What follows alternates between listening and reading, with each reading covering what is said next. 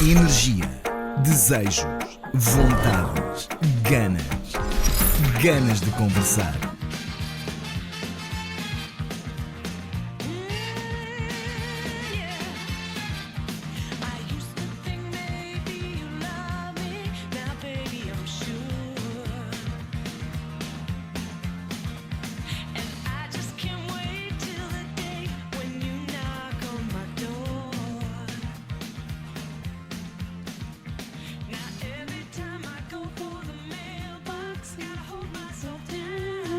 Já temos som, né?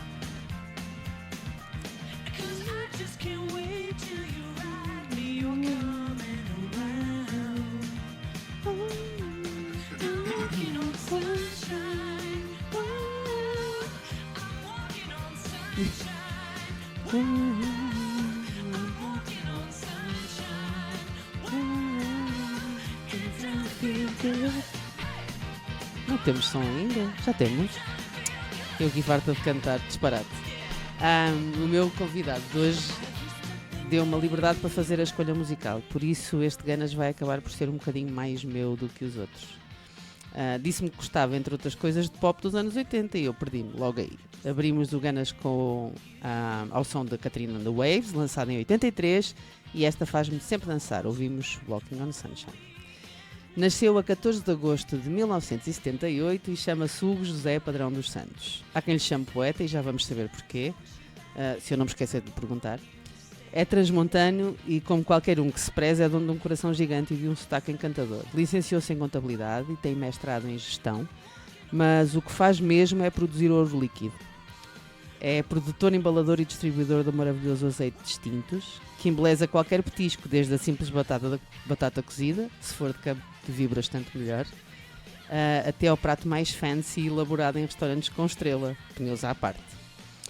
Hugo, obrigada por teres vindo. Obrigado eu. Podes descontrair e rir. Sim. Antes de mais, e antes que eu me esqueça, porquê poeta? Poeta surge por causa do meu avô, Uhum. do meu avô paterno. Vamos só chegar um bocadinho mais à frente. Isso. A alcunha dele era o poeta. Sim. E dizem que eu sou tal e qual ele. Okay. Em feitio, em personalidade, em tudo. Então eu acabei por herdar a alcunha do meu avô. Sim. Giro. O que é que fazia o teu avô? O meu avô não fazia nada. Acompanhava a minha avó no negócio dela. Que Que fazia a tua avó? Vendia lençóis e faqueiros pelo país todo. Era vendedor ambulante? Sim. Espetacular. Onde o meu avô nem conduzia, simplesmente só fazia companhia. Fazia companhia. Tua avó é que era... É que fazia o trabalho todo. O negócio era dela, gosto disso. Olha, foi difícil quando eu te mandei aquilo que normalmente mando aos meus convidados, que é pedir as músicas, pedir um poema. Tu deixaste isto um bocadinho nas minhas mãos, mas eu tenho que te perguntar aqui uma coisa que normalmente pergunto aos convidados todos, que é, tens algum filme de eleição? Só para eu perceber, música, já sei que os anos 80 são a tua cena, e um filme, tens algum filme de eleição? Assim, um filme que me marcasse. Sim. Talvez o Dança com Lobos, foi aquele filme, primeiro filme que me marcou. Sim. Não sei porquê, talvez pela história, tem uma história bem longa. É um filme comprido, é verdade. Mas foi o primeiro filme a apaixonar-me, verdadeiramente. Olha, e um prato favorito tens? Tenho, é o arroz de cabidela. Arroz de cabidela? Meu Deus do céu. O que é esta hora? Eu resolvo sempre perguntar às pessoas qual é o prato favorito, que é para ficar com fome. Felizmente hoje estamos bem apetrechados. Sim. Se pudesses, qualquer pessoa, quem é que gostavas de levar a jantar e onde é que levavas? Talvez o meu filho. Oh. É. E onde é que o levavas a jantar? Onde é que o levava a jantar? Não tenho exatamente um restaurante perfeito para qualquer sítio, desde uma tasca, desde que seja com a companhia dele. Não há propriamente um restaurante que pudesse dizer que era aí que levavas. Que era aí que levava, mas desde que tivesse a companhia dele. Engraçado, esta pergunta é oficialmente a partir de hoje a minha pergunta favorita do programa. As pessoas respondem sempre coisas tão fofas. Eu estou sempre à espera que respondam tipo: levava a jantar o Obama ou o Papa. Não, houve quem dissesse o Papa, por acaso, acho eu. Não, houve quem dissesse o Messi. Mas as respostas são sempre giras. Vamos começar do início. Fala-me da tua infância. Tu nasces em 1978, onde? Em Bragança. Em Bragança. Conta-me a tua infância, como é que era? Em Bragança. Sendo que o meu primo mais velho ainda nasceu em casa, dos meus Ok. avós, ao pé da lareira, porque era o sítio mais quente da casa. Mas depois todos os outros já nascemos no hospital. A maioria nasceu em Bragança, a minha irmã nasceu no Porto, mas eu nasci no hospital de Bragança, da cidade de Bragança. Tens uma irmã? Hoje existe. Tens uma irmã? Sim, Só? uma irmã. São dois uma diferença vocês. muito pequena, 15 meses. Eu tenho... Sim, efetivamente, Sim, muito pequena. Eu nasci em agosto de 78 e ela em novembro de 79. Muito bem. E conta-me, como é que foi a tua infância? Normal, Olha, na uma rua, infância- como é que era? Não, na altura os meus pais herdaram o negócio dos meus avós, ou seja, andavam com uma forte trânsito pelo país na venda dos lençóis, dos faqueiros, tudo o que fosse atoalhados para casa, que era antigamente as mulheres quando casavam levavam um enxoval. Sim. Então a minha mãe fornecia o enxoval a quem quisesse comprar. E na altura já trabalhavam muito a crédito, não era a palavra a crédito, mas sim facilitavam, que era a palavra que se usava na altura, e todos os meses iam receber a sua parte, ou seja, dividia o valor pelas prestações e depois todos os meses iam receber. E também ajudaram muitas mulheres deste país, porque era a única forma de ter um enxoval, porque a pronto não conseguiam comprar. E assim conseguiram fazer, já vinham do meu avô, e depois os meus pais continuaram. No princípio, até aos meus primeiros 4 anos, Tu ias com eles? ia com eles. Ainda tenho memórias, principalmente ali ao pé do Mondego de Coimbra, onde nós parávamos, e eu adorava, porque depois ia para o Rio. Sempre tive muita liberdade, mesmo. Depois os meus pais decidiram, porque era mais central, comprar um apartamento na Amadora. Na altura também nós estudamos em colégios privados e tínhamos uma empregada, porque os meus pais tinham ausências de semanas, então a única forma de nos poder Manter na escola? manter na escola era ter uma empregada a tempo inteiro. Interna? Sim. E por isso eu sempre vivi na Amadora, mais precisamente no Casal São Brás. Só que depois, as 2 semanas das férias da Páscoa, as 2 semanas da Feira do Natal, o Carnaval e o verão, acabei sempre por ir para Campo de Víboras. Campo de Víboras, onde eu nunca fui, mas já tenho convites muitos convites da vossa parte. E como é que era em Campo de Víboras? Liberdade. Total. Era sair, ou seja, acordar, comer qualquer coisa e ir para a rua.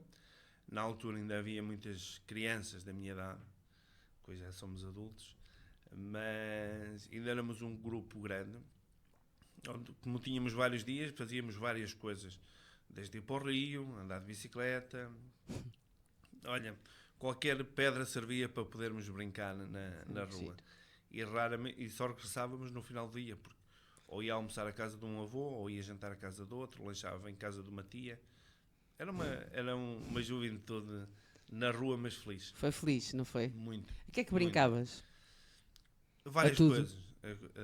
A tudo. Desde andar de bicicleta, o skate, a apanhada, as escondidas, ao poço, os primeiros Que é o beijos. poço. Ah, Então era sempre... Giro. Ou seja, qualquer coisa servia para apanhar canas das festas. Ou seja, havia o fogo de artifício nas festas. sim. E no dia a seguir o que é que nós íamos? A buscar canas. Para quê? Para nada, era só para ir apanhar.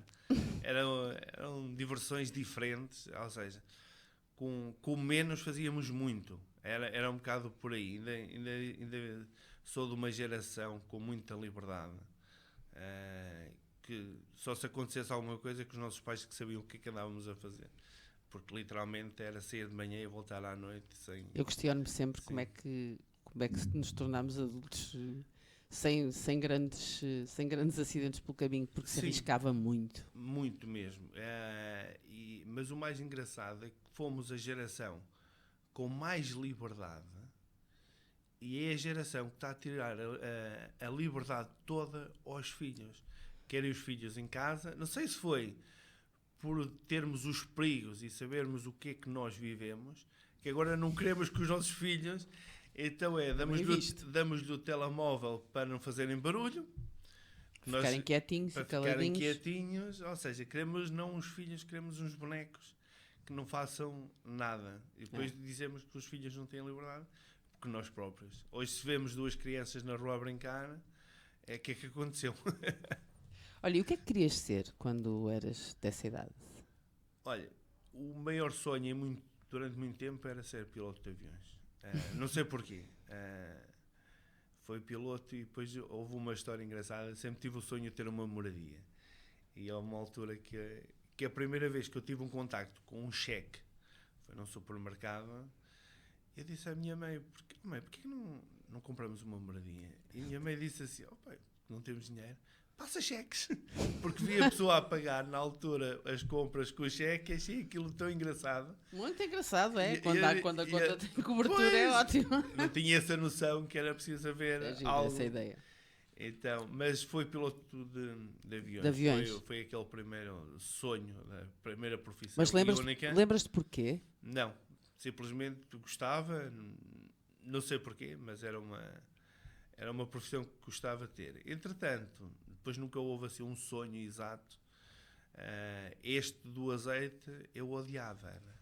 Já me vais contar isso tudo? Odiavas? Odiava.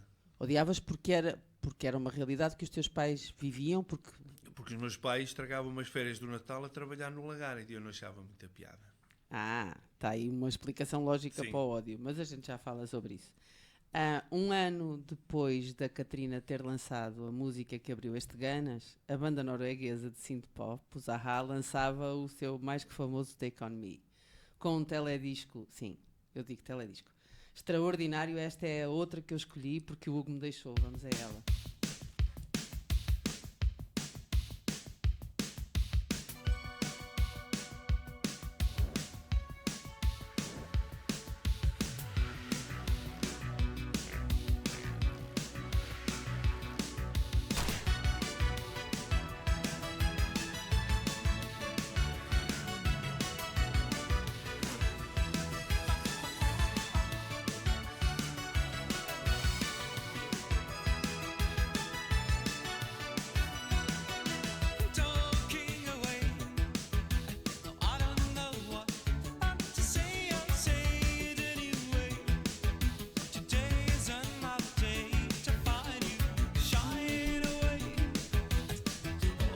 Estava a dar um gozo do caraças ser eu a escolher as músicas, confesso.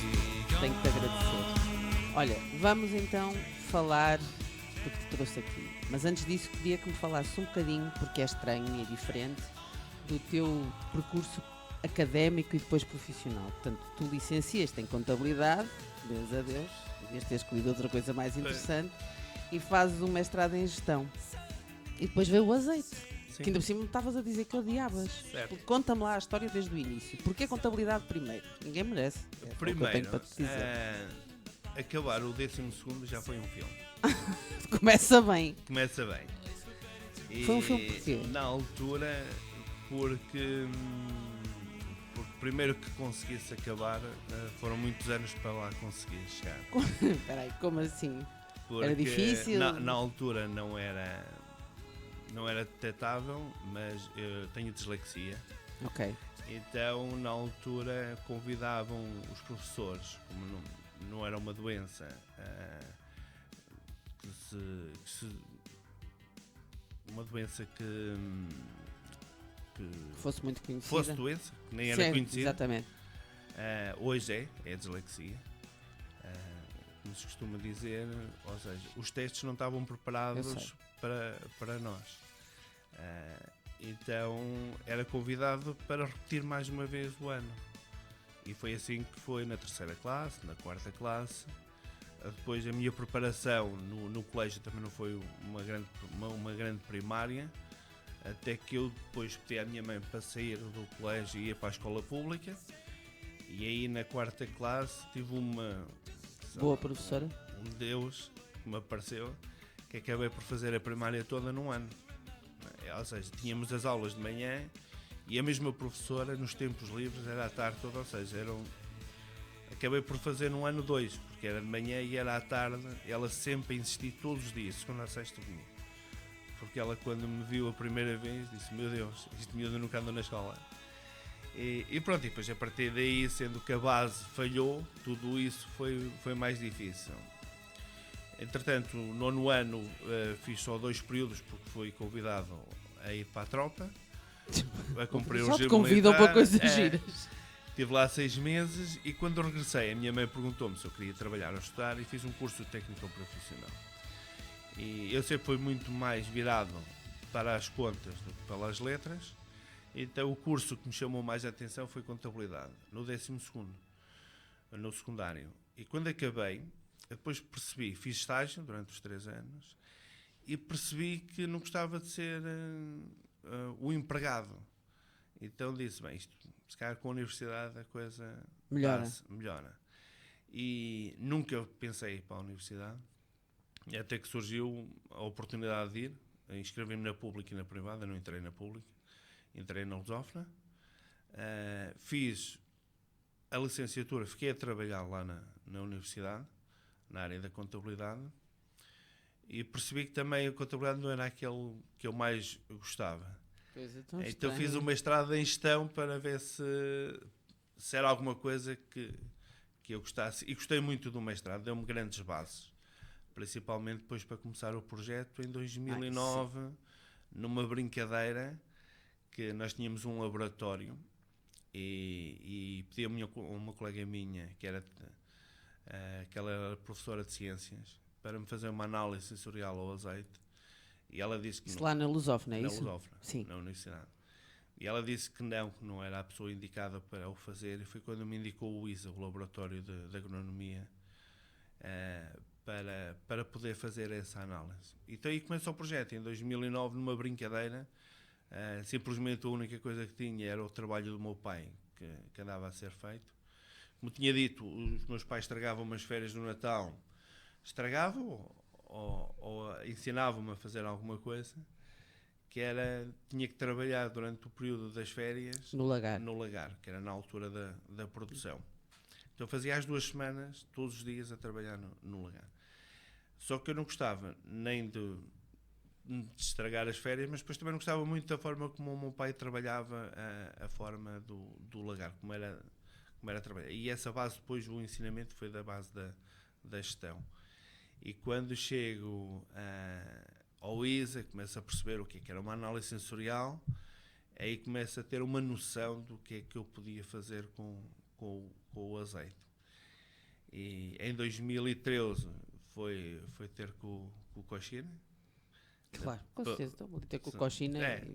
Só porque sim. Pela história que tinha do tributo à Cláudia e todo. Era e continua a ser o grande chefe deste país. A base começa aí, a evolução gastronómica neste país. Começa assim, senhor. Começa com ele. E toda a dimensão que depois transporta para internacional, não só no mercado nacional, mas no mercado internacional.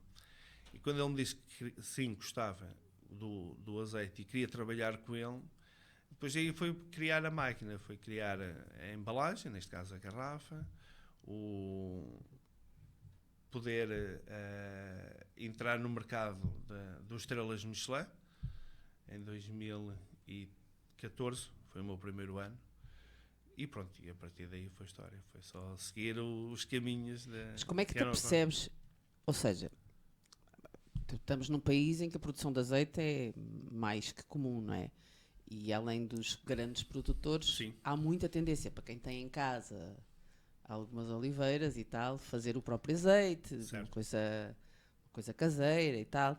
Como é que te apercebes que o teu azeite é um azeite que o Cochina poderia gostar? É depois da análise sensorial, como é que a gente percebe que tem nas mãos um distintos? Não te apercebes, literalmente. Simplesmente a ir às escuras, 100% às escuras. Primeiro, eu não sabia o que era uma análise sensorial, começa por aí. Eu quando fui ao laboratório, a primeira vez que eu entreguei uma garrafa, e a minha história ao longo do tempo, é sempre garrafas de água. Porque eu, na altura, não tinha embalagens, então levo sempre o azeite em garrafas de água, que é para o laboratório, que é para o chefe de cozinha.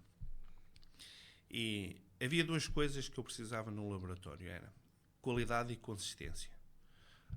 Essa era a parte fundamental, e analisar o azeite desde 2009 a 2013, porque eu precisava de um histórico, precisava de saber, e essa base foi a gestão que me trouxe. Eu precisava de saber se havia alguma consistência. Se a consistência, porque podia ser um ano muito bom, mas um ano a seguir podia ser muito mau. Ok.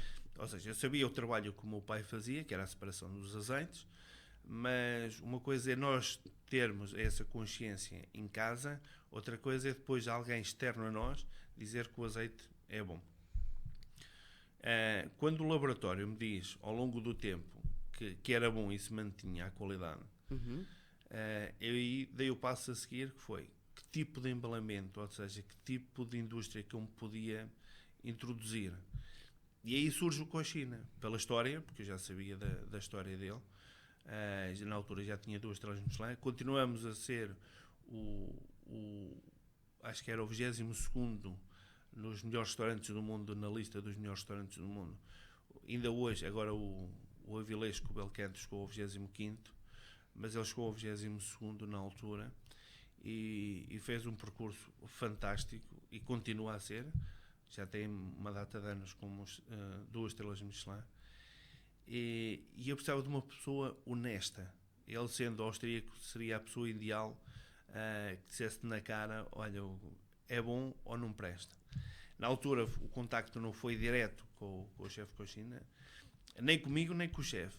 Mandei os meus pais já faziam o Algarve e conheciam a zona geográfica. Então mandei os meus pais, e na altura estava fechado, foi em janeiro de 2013, estava fechado porque eles só abrem no primeiro fim de semana de março, todos os anos.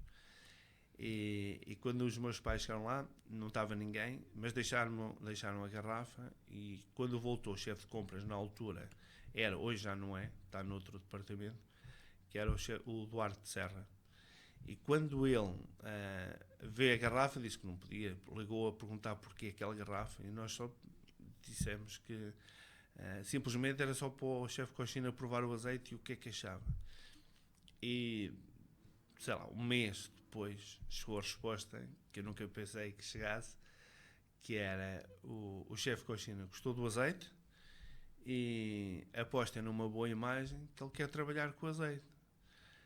Aí descobri que tinha o diamante em casa. Aí quando eu soube que o Vila Joia passava a ser meu cliente. Não, e começar pelo Vila Joia, não é? Começar ali. Então, de 2014 a 2017 era só estrelas Michelin.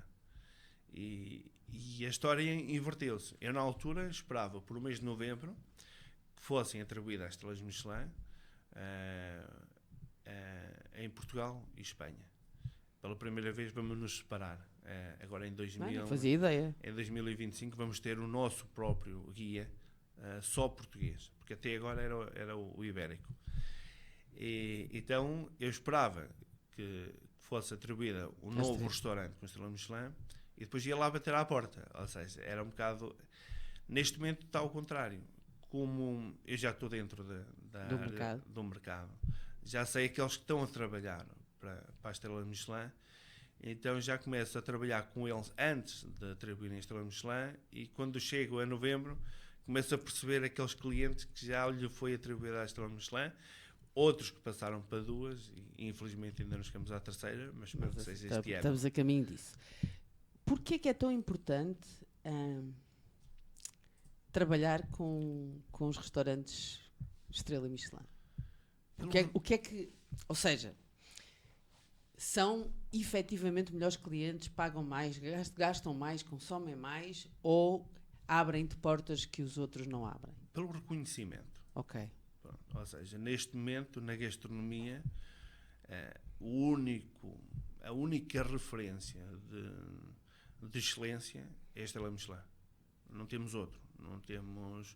Depois veio os hotéis 5 estrelas, mas a referência Começa logo porque quando nós vamos a um restaurante Estrela Michelin não vamos jantar, vamos ter uma experiência. Logo o nome muda. E se tiver 2 ou 3, então a experiência será completamente fora do normal. Por isso não vamos jantar. E poder ter o azeite com estas pessoas que transformam o produto em coisas deliciosas, coisas incríveis, como é que eles conseguem transformar um peixe e levar aquele sabor daquele peixe ou daquela carne a um patamar como nunca. Nós, quando colocamos, já usufruí e continuo a usufruir, porque não é só vender, também é bom também usufruir para aprender. E quando nós, desde o primeiro momento até ao último, leva-nos a sonhar, quando colocamos aquelas porções que nos oferecem, aquilo é uma porrada de sabores, É bom. é uma coisa incrível que não se tem num restaurante normal ou mesmo num hotel de 5 estrelas. Não. E depois é tudo um bailado, a forma como nos é apresentado o vinho, nos é apresentado o trabalho. Estamos a comer arte pura, é como ir a uma galeria de arte. Olha que eu agora vou ser polémico e vou dizer, arte também a tua mãe faz quando faz alheiras, meu amigo. Sim, mas isso e a explosão de sabores está lá. Certo. E a minha questão é esta, até que ponto, ou de que forma, é que eu, cliente normal, que chego a um Estrela Michelin, sei que é o Distintos que eu estou a provar. Ou seja, eu percebo isso, eu só acho que o Distintos podia e devia ser mais estrela do que é nesse universo. E se eu me sentar à tua mesa com a tua mãe, ela cozeu as batatas e eu rego as batatas com o azeite, bolas, eu prefiro 1000 vezes isso a um Estrela Michelin. Porque na simplicidade, e aliás tu notas, e a tendência é essa, tu notas que cada vez mais esses restaurantes têm tendência a simplificar as coisas, a reduzir, em vez de serem 350 mil ingredientes e montes de processos para chegar a um prato final, às vezes é só um salmonete que é só passado só bolas que me esqueci do nome, mas só vai à brasa ou só com maçarico e só fica ligeiramente cozinhado e é aquilo e está bom. Certo. Eu acho que há uma tendência para simplificar e eu entendo isso e entendo que te traga reconhecimento, mas eu penso sempre na questão e alargar, como é que é? O comum mortal sabe de Distintos ou só quem vai ao Estrela Michelin? Estás a perceber o que eu estou a perguntar? Estou. É assim, por acaso tive sorte, porque as únicas marcas que vão à mesa no Estrela Michelin são os vinhos e o azeite. É verdade. Eles, antes de servir, apresentam a marca do azeite. Enquanto se for outro produto, não. Vai no prato e ninguém sabe. Por acaso, nisso eu tenho sorte. E o Distintos é Distintos em tudo, mesmo no sabor. E isso só se sabe quando se está a provar o Distintos e depois volta-se a provar outra marca. Aí já se começa a pensar, bolas, o Distintos é qualquer coisa de diferenciadora. Como tinha dito, em 2014 a 2017 era exclusivo só para estrelas Michelin. E em 2017 há um boom gastronómico em Portugal. Há uma revolução gastronómica com a abertura do Je ne sais quoi. Depois houve outros projetos, porque até esse momento trabalhava-se muito só estrelas Michelin, e depois começou-se a perceber que havia muito mais além disso, que é o que tu estavas a dizer, a simplicidade, o produto mais, ou seja, a nossa verdadeira gastronomia, o arroz de cabidela, que já era trabalhado no solado dos presuntos, com uma lampreia na altura, mas de uma forma tão luxuosa, acho que nunca foi trabalhado. E Portugal, depois de norte a sul, começou a haver aí uma revolução gastronómica, não para estrelas Michelin, mas para um restaurante mais trabalhado, quer na decoração, quer na parte mais pensada, Sim. e isso acontece em 2017, e eu também começo a descer também o patamar do cliente e começo também a perceber depois, começo a largar os horizontes, começo a perceber que tipo de chefes que existiam em Portugal, porque, por exemplo, o chefe António Boia nunca trabalhou e nem quer trabalhar o Estrela Michelin. Porque depois temos grandes chefes em Portugal que se recusam a trabalhar o Estrela Michelin. Porque é como trabalhar a Liga dos Campeões, ou seja, tens uma pressão e tens um campeonato totalmente diferenciador. Mas que depois podemos trabalhar outros projetos tão bons como o Estrela Michelin, que nos faz vir turismo a Portugal comer, não só ao Estrela Michelin, mas depois também Claro que sim. vai ao Estrela Michelin para ter uma experiência, mas depois vai comer ao GNC4. Ou ao Pinóquio, ou ao Solado dos Presuntos, ou ao Solado dos Nunes, ou outro, à nossa amiga Noélia, que fazem quase do Minho ou de Madrid diretamente a Cabanas de Tavira para irem comer, porque vale bem os quilómetros. Mas vale mesmo. Vale. E Mesmo. tu sabes, e tu sendo de raiz transmontana, Sim. tendo nascido em Trás-os-Montes, sabes bem que às vezes é lá, naquela tasca da senhora Sim. não sei o quê, que se come a refeição da vida, ou pelo menos a refeição da vida daquele dia, não é? Porque Sim. esse encantamento, e o país está cheio de sítios maravilhosos para comer. Maravilhosos, que não são obrigatoriamente estrelas Michelin e Certo. que podem ser, e nem precisam sequer de ser muito famosos, porque é assim que começa. Sim. Há sempre aquele sítio que quando vais a uma terra nunca lá foste e alguém te diz, há um restaurante ali para trás do Sol Posto, tu vais adorar, o senhor só serve, sei lá, 12 pessoas no máximo e sentas-te à mesa e ele senta-se contigo, lá está, não é uma estrela Michelin, mas é uma experiência, Sim. tu vais lá porque o senhor faz sempre aquilo daquela maneira, porque se senta à mesa contigo, porque se calhar o vinho é dele e está... É uma coisa mais Tá lá. genuína. É isso, está lá, a experiência está lá, eu acho. Uma das coisas que me faz apaixonar cada vez mais pelo projeto do Distintos é que eu, agora no verão, faço o engarrafamento, em novembro e dezembro faço a produção e durante este período faço a parte de promoção. Claro. Não gosto de ser comercial ou vendedor, porque Divulgação, eu sou sim, mais percebo. de divulgar, a dar a conhecer a marca do que propriamente um vendedor puro e duro, que não me identifico com isso.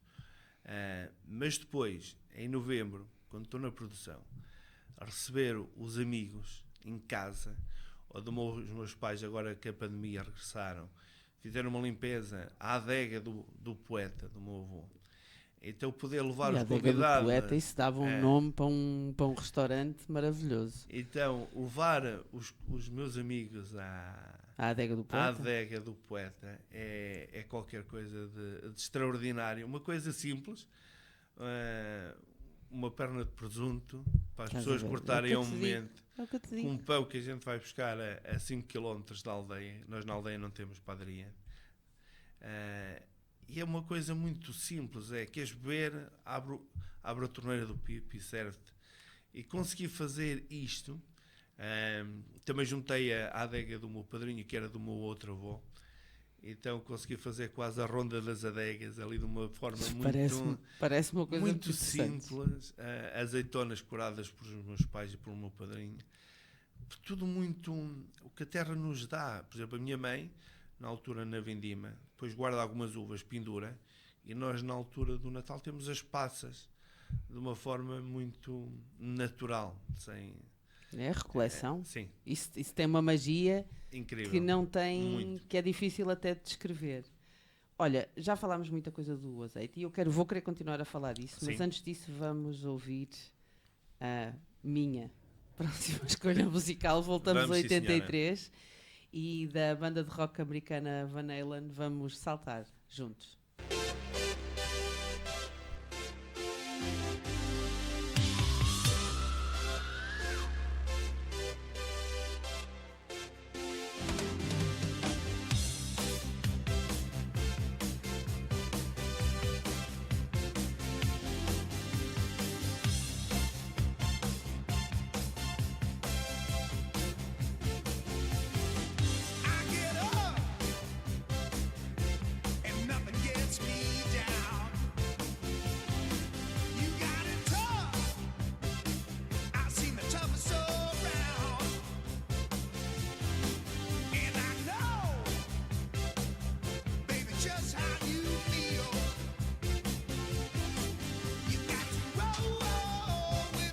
Pronto, então e agora que matámos a sede ao vivo,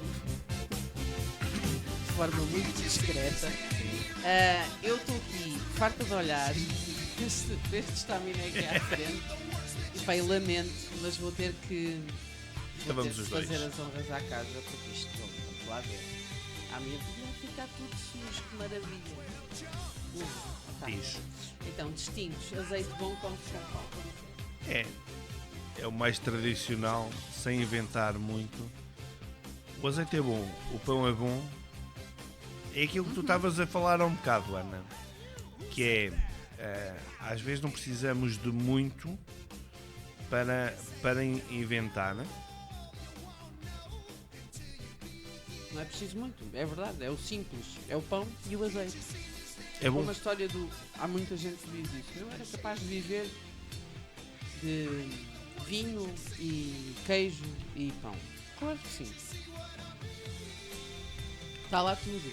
Olha, clientes, quem são os teus clientes atualmente? Ou seja, em que restaurantes é que as pessoas podem ir? A que restaurantes é que podem ir? Com a certeza que vão encontrar distintos à mesa. Olha, em vários restaurantes, sendo que Lisboa é o meu melhor cliente. Estou orgulhoso com um projeto fantástico que é de um português em Budapeste que ganhou a Estrela Michelin há 2 anos, que é o Tiago Sabarigo, do Licença. E foi um projeto que comecei desde o princípio, desde a abertura dele. Ele era o braço direito do Miguel Rocha Vieira, no Coste, e depois decidiu abrir um restaurante que é a Essência. E desde a primeira hora que o Distinto está lá, e depois sinto-me orgulhoso porque passado um ano ganhou a Estrela Michelin, o que é maravilhoso. Continuo a trabalhar com o Cochina, no Vila Joia. Ou seja, desde 2014 o Distintos é o azeite do Vila Joia. Obrigatoriamente, se está no Vila Joia, está no Goncha, claro, no Vila Vita. Depois tenho a Noélia, depois tenho o GNC4 em todos, inclusive agora abri o GNC4 com porta. Tenho o Roco, Sala de Corte, estamos a falar do melhor restaurante, está entre os 100 melhores restaurantes para comer carne no mundo, com o chefe Luís Gaspar. Como tinha dito, a Noélia e Jerónimo. No Porto tenho o AS 1829 com o chefe Manuel Ferreira. O Marco Gomes na oficina. Ia-te perguntar se trabalhavas com o Marco. Sim. Depois tenho um hotel no Minho, em Vila Nova de Cerveira, que é o Hotel Minho, que é o Dom Júlio, que é incrível, são grandes irmãos. Mas... E lá fora? Esse, só. Só o de Budapeste? Só o de Budapeste, por Como é enquanto. Como é que se pode levar isto não pode ficar só aqui dentro. Sim. Como é que a gente faz? Ou se é que tens projetos de expansão, como é que se faz, por exemplo, para levar este azeite para a Espanha? Eu levo. É? Em Espanha comecei a tentar introduzir o azeite não pelos espanhóis, mas pela comunidade peruana, pela cozinha peruana. Mas porquê especificamente pela cozinha peruana? Porque o português, quando o espanhol vem para Portugal, aceita e compra. Portugal, quando são produtos específicos como o azeite e o presunto, sim, mesmo que seja melhor, o espanhol nunca vai comprar. São mais, já percebi o que estás a dizer. Principalmente nesses dois, que eles são mesmo muito bons, não tão bons como nós. Nós temos Pois é que eu acho presuntos e azeite melhor do que eles, só que eles nunca vão dar o braço a torcer. Então, não. Em Espanha, não. Eu trabalho com 2 espanhóis, trabalho com o Eneco e com o... Mas cá, isso? Em Espanha, não. O Eneco e o Arola, mas em Espanha, não. Que estranho. É o que é. É, exato. Olha, eu tinha-te perguntado se tu tinhas algum projeto que me querias divulgar e tu disseste que me ias fazer uma surpresa. Sim. Até a mim. Está na hora. Preciso de saber que projeto é esse. Temos que ir ao frigorífico. Temos que ir ao frigorífico. Sim. Vamos pedir assistência. Enquanto se vai ao frigorífico, vamos. Eu até tenho medo. A mim deram-me uma coisinha para Sim. pôr no frigorífico e disseram: não abras ainda, vamos abrir depois. E eu, pronto, pensei, algum miminho. Confesso que pensei, a mãe do Hugo mandou Não. para mim qualquer coisa. É uma coisa muito gira, que vai ser o lançamento hoje aqui. Hoje aqui. É. Uou. Nunca, ou seja, o que é que acontece? Eu tinha que fazer esta surpresa. Eu fiz o bombom de azeite. Isso eu provei. Pronto. E agora vai ser uma novidade. Não me digas ainda o que é, deixa-me ver aqui quando abrirmos a coisinha. Então, é uma novidade que a partir de hoje está no mercado. Mas o lançamento é aqui, contigo. Epá, peraí, isto é muito coisa. Traz. É assim, mesmo assim, para nós percebermos o que é.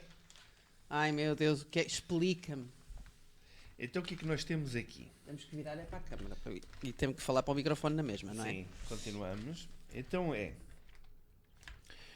um geladinho, neste caso são 2. Para esta aqui, queres que... Peraí, que Sim. eu vou pedir. É para mostrar? Mostra tu, Hugo. Então temos 2 Assim, faz sabores. assim, inclina para aquela câmara. Penso, ai meu Deus do céu. Temos 2 sabores, Aham. onde temos só azeite Só azeite, gelado Puro. de azeite. e depois temos azeite, Tá bom? mel e canela. Azeite, mel e Temos dois sabores que consegui fazer com uma empresa que é a Tarte, Sim, que existe em Campo de Ourique. sim. Pôs aí de lado. Sim. Então era esta a surpresa, Então- porque depois de muito trabalho com algumas marcas, tentei fazer a comercialização com a Santini e depois tentei fazer com uma gelataria em Coimbra, só que esta foi a única que conseguimos finalizar para depois também poder comercializar, porque aqui o problema do gelado depois é o transporte. Pronto. E hoje já nos garante o mercado a nível nacional, desde o Minho ao Algarve, consigo pôr o gelado de uma forma onde a qualidade não... Abre lá que eu quero ver. Então Agora estou temos só... curiosa. Aquele já está aberto, este não, este vou abrir, para tu Que leres. lindo. Memorável. Portanto, Então temos... esse é da... E colheres? Temos colheres? Não trouxe. se vocês Ai meu verem. Deus, ó assistente, por favor. Então temos só o azeite e depois temos o azeite e o Mas mel e canela. explica-me porque é um gelado. Porque era a última coisa que eu esperaria, mas agora preciso perceber porquê. O gelado tem uma vantagem. O azeite, eu quanto mais estou dentro do azeite, da forma como a potencialidade do azeite é enorme. Eu não tinha noção Da quantidade de coisas que se podem fazer. que se pode fazer. Cá. Então, quando começo a descobrir o chocolate de azeite, por exemplo, aqui o gelado de azeite, depois com um bolo de chocolate, é qualquer coisa de divinal. Obrigada, Então- assistente. É só provar. Toma. Este Gana está a tornar-se claramente um dos mais deliciosos de todos os tempos, com licença, sim? Esse é só distintos. Isto é tão fixe. Mesmo. Vocês vão poder provar, escusam de estar a olhar com esse ar. É viciante. E depois Meu Deus, espera aí. é tão cremoso este gelado. Pronto. Lá se foi a minha dieta. Desgraça. Que desgraça. Então, e qual é a ideia para este gelado? É... É fazer aqui 2 produtos, que é o bombom, fazer tudo em períodos curtos, não ter o ano inteiro. Ok, faz algum sentido. Aqui o chocolate depois acaba por sempre, com o calor, acaba sempre por perder ali um bocadinho a qualidade do bombom. Então eu faço sempre de 1 de novembro a domingo de Páscoa, porque acaba por abranger duas épocas festivas, sim. onde o chocolate está muito em voga, principalmente na Páscoa, mais do que até no Natal. Mas pronto, o Natal e a Páscoa são duas épocas que o pessoal gosta muito do chocolate e consome muito chocolate nessa altura. E depois temos a outra parte que é a segunda-feira a seguir ao domingo de Páscoa. Acaba a época do bombom de azeite e começa o gelado. O gelado. Pronto, então é um bocado por Acho aí. muito gira a ideia. Isto foi desenvolvido com quem? Quem é o teu parceiro É a nisto? Tarte, é o Vasco, que é a empresa. A Tarte, o Gelado, Sim. são as marcas. Então é com eles que eu Era, trabalho. Era ao contrário. Então, era uma vez uma tarte que sonhava ser gelada, é o que diz aqui a embalagem. Está bonitinha. então eles são muito bons também na tarte da amêndoa. Eu vou só fechar para Fecha, meter aqui fecha. no gelo. Então ou seja, a partir de hoje Está no mercado. está no mercado, E onde é que se consegue comprar? só comigo no site, ou então pelos contactos Ah, do Facebook, ou seja, ainda não tenho em loja, nesta fase não vou ter. não é essa a ideia? Não, nesta fase não. Não quer dizer que as coisas não comecem a ser direcionadas para o outro, mas neste momento ainda não. Estamos a falar, Ana, de uma marca que produz muito pouco, Pois é, a produção é muito pequenina. qualidade.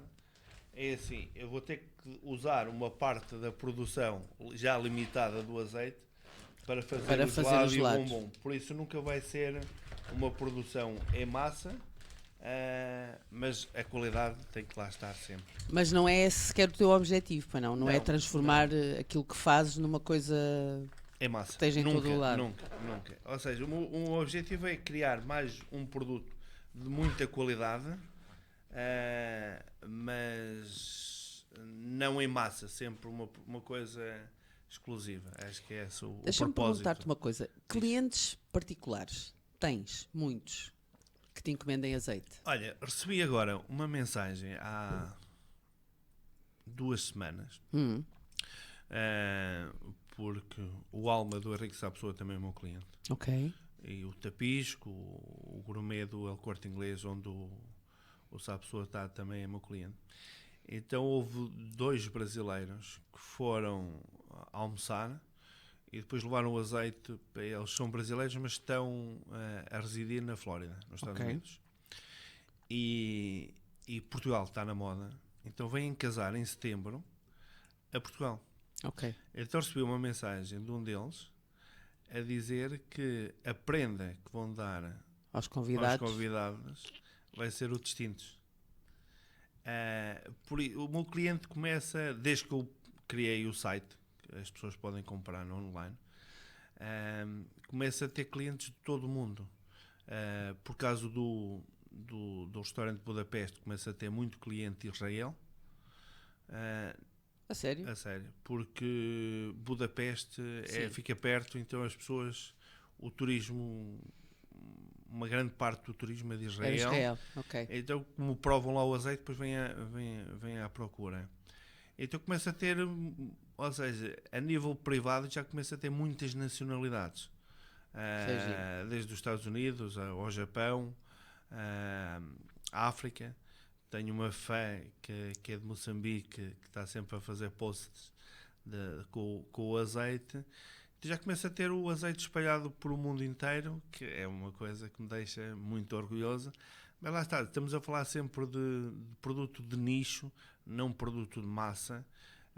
E é um produto sempre diferenciador, porque uma das coisas que eu quero é que as pessoas, ao passar dos anos, quando abrem uma garrafa de distintos, vão ter sempre a garantia da qualidade. E isso é para isso que eu trabalho todos os dias.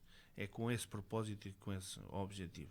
Não fazer produção, porque também as oliveiras não são assim tantas, mesmo na zona geográfica. Estamos a falar lá no Planalto Minadês. Eu trabalho com 3 concelhos: Vimioso, Mogadouro e Miranda do Douro. Várias freguesias, vários produtores.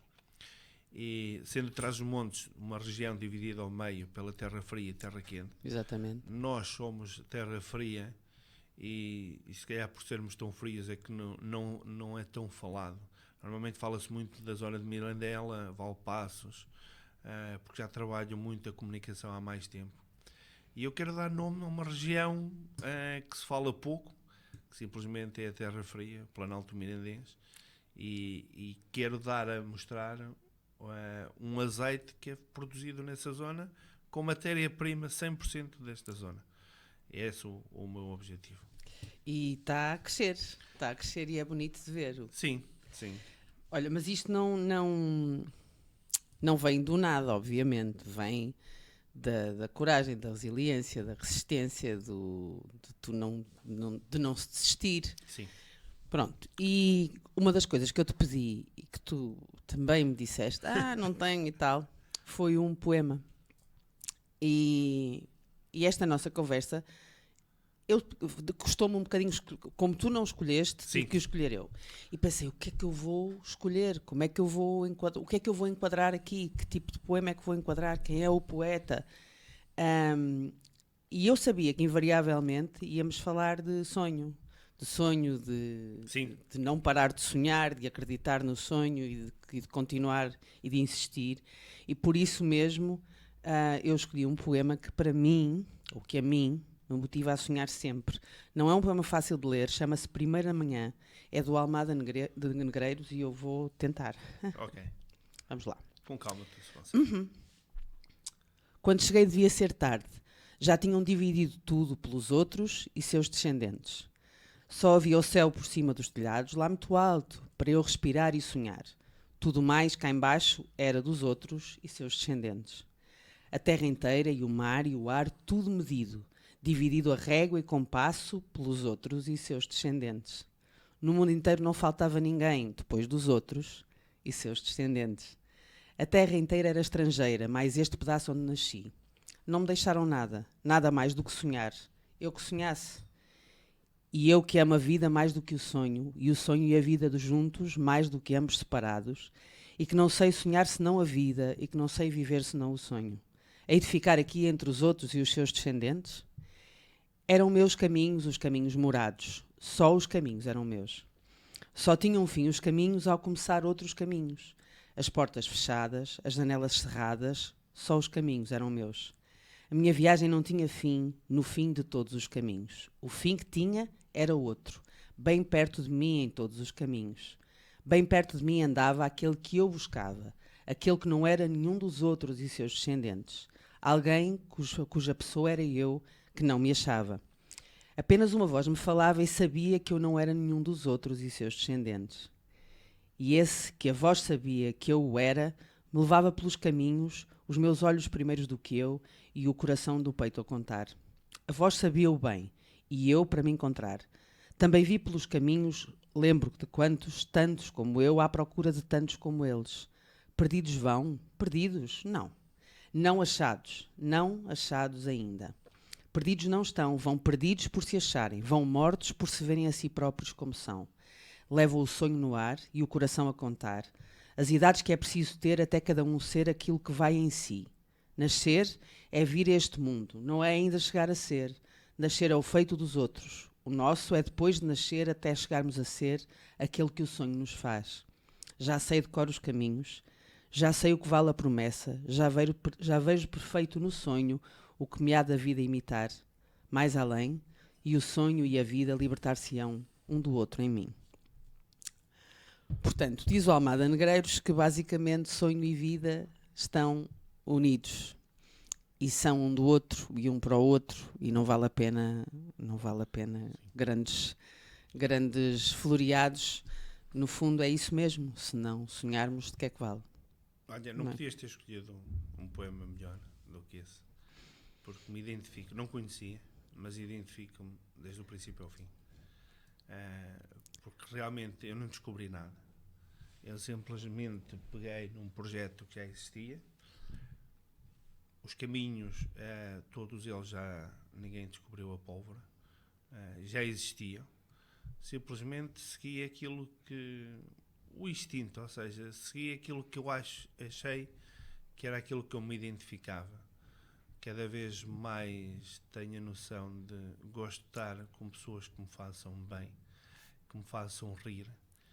E há uma palavra que me identifico muito, cada vez o menos é mais e o mais é menos. E esse poema, que não conheci, identifico-me de todo por ele, e é esse o meu projeto de vida, é seguir aquilo que eu acho que é o melhor para mim. Não sou o melhor, não sou o pior, não quero copiar, quero fazer o meu caminho, demora o tempo que demorar. Estamos a falar de um projeto que começou, na realidade o projeto começa no verão de 2019, que entretanto eu provo o gelado da Santini no Natal 2019, mas não avançou, ou seja, só vai avançar agora em 2023. Estás a falar do projeto específico do gelado. Do gelado. O azeite começa em 2009, entra no mercado em 2014. Sempre tive muita paciência em fazer as coisas. Como o bombom também demorou o seu tempo, são as necessidades que precisam para serem feitas. Sem pressa. Que nós queremos tudo para ontem, mas depois não usufruímos.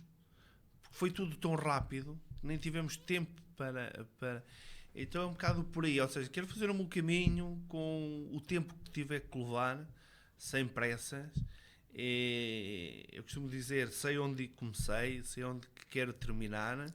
E queres aproveitar o caminho é para aproveitar o máximo. Concordo contigo. Descobri uma coisa que estava muito longe desta área da hotelaria. Eu nem sabia que se podia ir jantar ou almoçar a um hotel. Pensava que era só um produto para o hóspede. Literalmente só o hóspede que podia usufruir das refeições. Mas não, qualquer pessoa. E os hotéis até agradecem que nós que se dê uso aos restaurantes, é verdade. E não é assim tão caro quanto isso. Pelo serviço que nos apresentam, acaba por ser uma refeição fantástica e a um preço simpático. Aqui hoje nada é barato, por isso não é isso que vai ser também muito mais caro. Mas poder fazer o meu caminho, e uma das coisas que eu descobri que é maravilhosa e recomendo é uma feira de vinhos. Uma feira de vinhos qualquer, portanto, qualquer feira de vinhos. Sim, é agradável de facto, a gente gosta. Porque nós entramos um bocadinho a medo, mas saímos todos muito alegres e com, muito bem dispostos e com e muitos felizes. amigos. Com imensos amigos. Bom, depois desta conversa sobre sonho e sobre sucesso e Sim. sobre realização, e depois do Almada Negreiros, porque eu posso, vamos ouvir Rick Astley, 1987, Never Gonna Give You Up.